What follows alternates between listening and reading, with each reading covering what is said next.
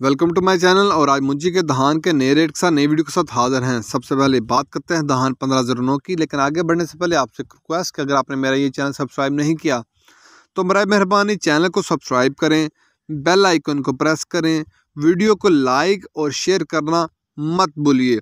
बात करते हैं धान 1509 की। धान 1509 खुश्क माल हार्वेस्टर वाला माल 2700 से लेकर 2800 तक। खुश्क माल हार्वेस्टर वाला माल धान 1509 का 2700 से 2800 तक। हाथ वाला माल धान 1509 का 2800 से लेकर 3000 तक। हाथ वाला माल धान 1509 का 2800 से 3000 तक। धान 1509 के बाद बात करते हैं धान सुपरी की। धान सुपरी आज का रेट, धान सुपरी आज का रेट 1500 से लेकर 1650 तक। धान सुपरी आज का रेट 1500 से 1650 तक। इसके बाद बात करते हैं धान सुपर कायनात की 1121 की। सुपर कायनात 1121 आज का रेट।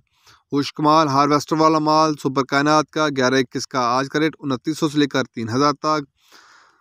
खुश्क माल हार्वेस्टर वाला माल आज का रेट 2900 से 3000 तक। हाथ वाला माल सुपर कायनात का 1121 का आज का रेट